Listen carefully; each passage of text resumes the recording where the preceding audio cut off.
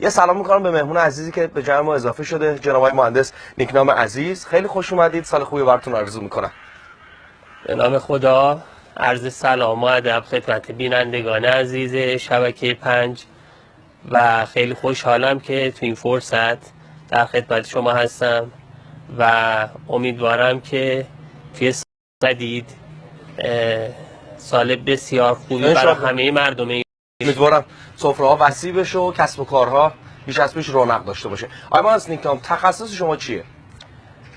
واقعیت شرکت ما در حوزه انرژی تجدیدپذیر و انرژی پاک کار میکنه و شامل طراحی EPC کامل نیروگاه‌های خورشیدی و فعال هستیم و حالا با جمعی از نخبگان و متخصصان این حوزه و تکنولوژی روز دنیا و مهندسی معکوس تو این عرصه داریم کار میکنیم و مجری نیروگاه‌های کوچک مقیاس، بزرگ مقیاس در ایران هستیم و اصفهان.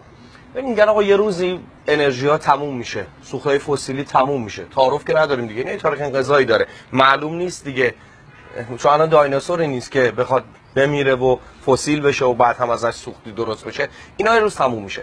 وقتی که این نفت تموم شد، وقتی که این خورشید دیگه این سو نداشت، بعد رو به چی آورد؟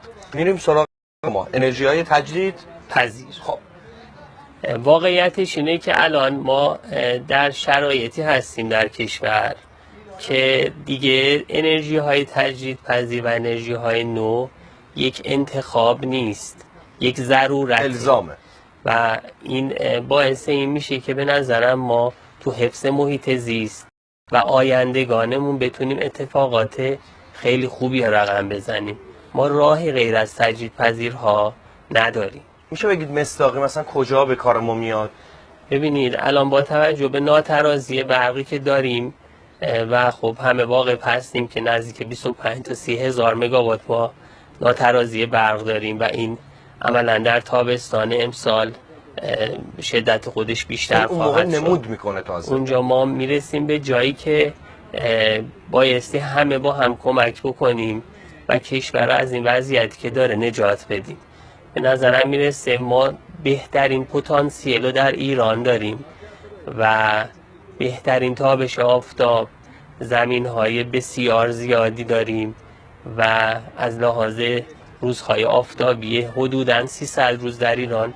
این پتانسیل بسیار خوبیه که بتونیم از حوزه تجدیدپذیر بهترین استفاده رو بکنیم. مثلا سلولای خورشیدی منظورتونه؟ برق در 3 ماه فرصت داریم که ایرانو ببریم به سمت.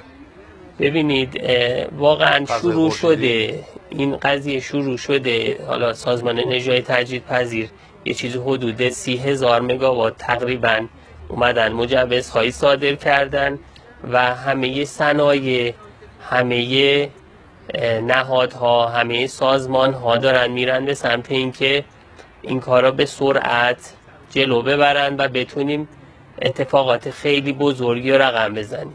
امیدواریم که همه دست به دست هم بدیم، هم از ارگان‌ها، نهادها، سازمان‌ها و هم خود پیمانکارانی که تو این حوزه فعالیت میکنن کمک بکنن که این ناترازی برق رو تا سالهای آینده بتونیم به اون شرایطی که باید برسه انشالله. بعد به سمت خونه های سبز رفتن امکانش هست برای ماها؟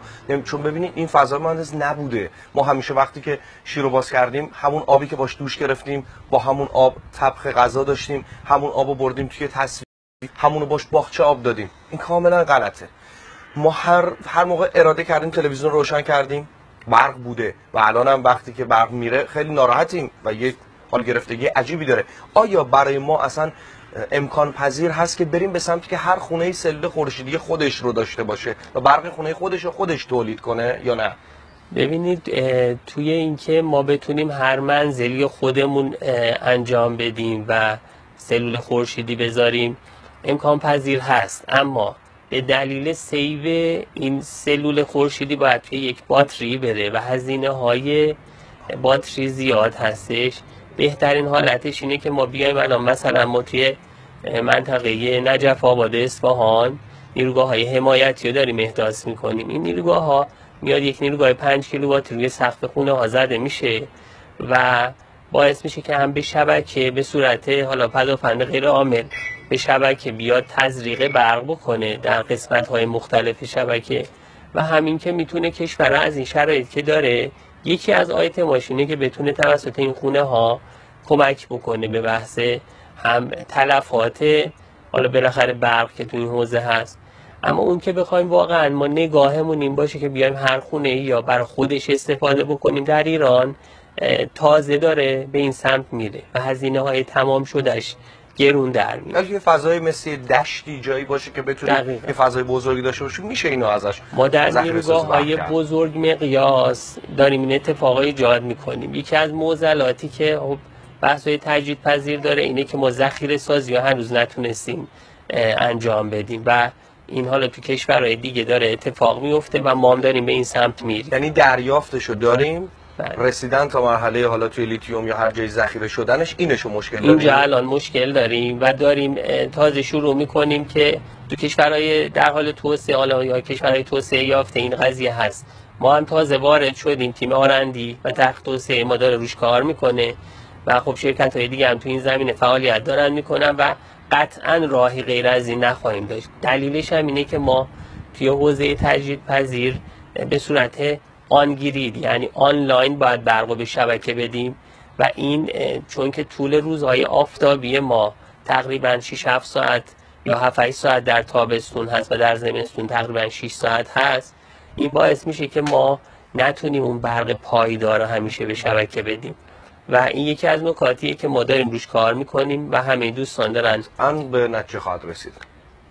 ما یه اتفاق دیگه هم که ایجاد میکنیم، من فکر میکنم شرایط کشور شرایطی هستش که باید همه بریم به سمت اینکه یک فرهنگ سازی بشه. امروز ما تا نبینیم، ما مردم تا یه چیزی رو لمس نکنیم، نگاه نکنیم بهش، همه جا المان هایی از نیروگاه خورشیدی نباشه، درکی شاید از این مفهوم نداشته باشیم. ما دنبال طرح نیستیم، ما دنبال اون اجرا شدن هستیم. به نظرم میرسه خیلی اتفاقاتی میتونیم ایجاد کنیم که بیلبوردهای شهر و نیمکت‌های شهر پنل‌های خورشیدی باشه، توربین‌های بادی همه جا کار بشه. ما تولید توربین‌های بادی کوچک مقیاس رو شروع کردیم، ما اومدیم آرندی کردیم و دستگاه پای کوبو ساختیم. خیلی کارهای بزرگی انجام شده، اما همه باید کمک کنیم، حمایت کنیم تا این به نتیجه برسه و مطمئنیم میشه. متشکرم. یه نقطه اینجا بذاریم، یه قسمتی به فعالیت شما، یه سری به این تولید پنل‌های خورشیدی بزنیم، برگردیم بیایم دور در خدمتتون هستیم. و من اعتقاد دارم که اگر جوون ایرانی دستشو گذاشت رو نقطه‌ای و قرار شد اون نقطه اتفاق براش بیفته خواهد افتاد، اما اینکه ثابت کردیم. و میدونم یه روز شما و بچهای تیمتون رو دعوت کنیم و بگید که مرادی دیدی گفتیم که ذخیره کردنش مشکل داشت و الان برطرف شده. امیدوارم. متشکرم از شما که همراه ما هستید در سینه سخن. بریم سری به اتاق فرمان بزنیم، خسته نباشید بهشون میگیم، پنل خورشیدی رو ببینیم، برگردیم بیایم. قسمت پایانی من با آقای مهندس ادامه خواهد داشت. بفرمایید.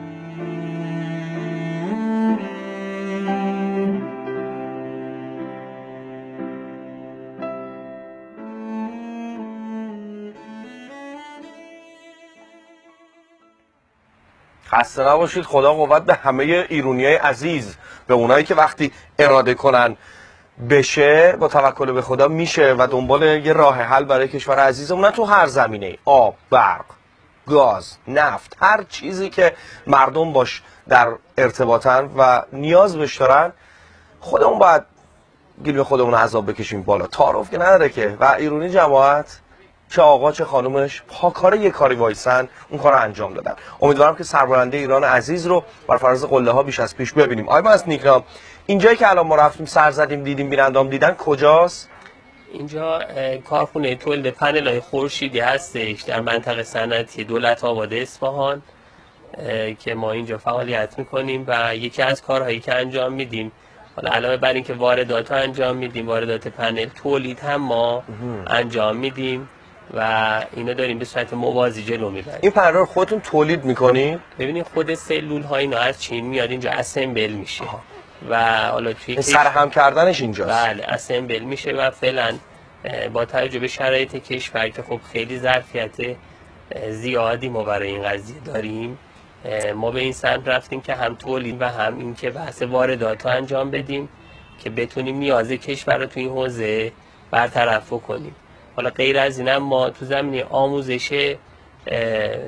آموزش و نصب پنل‌های خورشیدی آموزشگاه هم داریم و داریم این فرهنگ سازی ها به نوبه خودمون و حالا با اسم سپکو داریم انجام میدیم و رفتیم به سمت اینکه توربین های بادی کوچک مقیاس رو شروع کردیم، بحث پای کوه ها رو شروع کردیم و داریم به سرعت این روند رو جلو میبریم و امیدوارم که روزی برسه که ما بتونیم همه این بحث ناترازی برق و شرایطی که تو کشور هستش رو واقعا برطرف کنیم. انشالله. برق خودتون چطور تامین میشه اونجا؟ خودتون هم از این سلول استفاده میکنید یا نه؟ اتفاقا ما توی دفتر خودمون یه سیستمی راه اندازی کردیم که همه برقشون قطع میشه اما ما برقمون قطع نمیشه. حالا پیشنهادم اینه به که کجا وصلین که برقتون قطع نمیشه؟ پیج ما رو ببینن دوستان.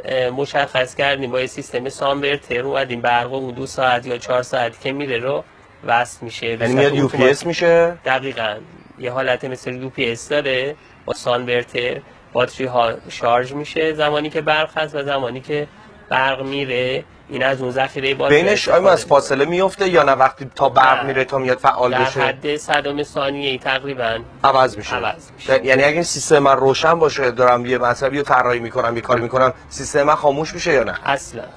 بعد این یکی از کارهایی که انجام دادیم و به نظرم میرسه توی دفاتر کارها توی مجتمع‌های اداری میتونه خیلی کارساز باشه. این به خاطر اینکه حالا بحث تابستون هم داریم و قطعی این مطلب مثلا دندون پزشکیه خیلی مهمه. طرف رو یونیت خوابیده یهو برق میره. دقیقاً. این بده و حالا دارن خیلی این کارو انجام میدن. من دیدم مشابه خارجیش هست منتها اینکه ایرانیزه باشه کامل.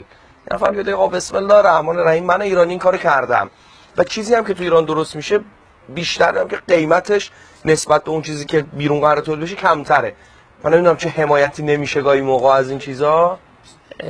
به نظرم ما یه ترندی شده و داریم میریم به سمت تجدیدپذیرها و مطمئن باشید 5 سال آینده ایران ما مثل شهر کاتامانان ترکیه میشیم قطعا که تصمیم گرفته میشه که نیروگاه خورشیدی بزنن و شما میبینین تو عرض 1 سال تمام سقف‌های منازل نیروگاه خورشیدی میشه. ما اینو تو صنایع شروع کردیم، تو منطقه صنعتی استان از مورچه خورده اصفهان گرفته شهر صنعتی جی اصفهان دولت آباد اصفهان به سرعت داریم این کارا میبریم جلو و مطمئنم اتفاقات خیلی خوبی خواهد افتاد. متشکرم از شما. تشکر.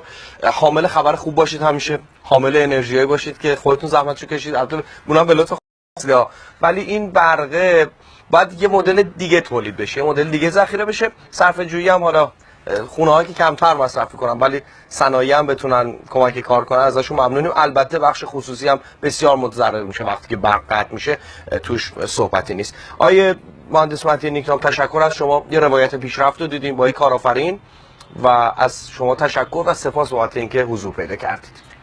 خیلی متشکرم. در پایان پیشا پیش برای رسیدن نوروز باستانی تبریک میگم به همه مردم عزیز ایران و امیدوارم واقعا امسال سال بسیار خوبی برای همه عزیزان باشه، سرشار از سلامتی، موفقیت، حال خوب برای همه مردم ایران. سلامتی با جیب پرپولم خوبه، قیمت هم بیاد پایین انشاءالله. من تکمیلش کردم. خیلی خوش اومدید. سلام به دوستان عزیزتون برسونید. امثال شما و حوزه فناوری و کسایی که در حوزه دانش بنیان کار میکنن برای شخص من بسیار قابل احترام و عزیز هستند. خیلی خوشحالم. سال خوب داشته باشید.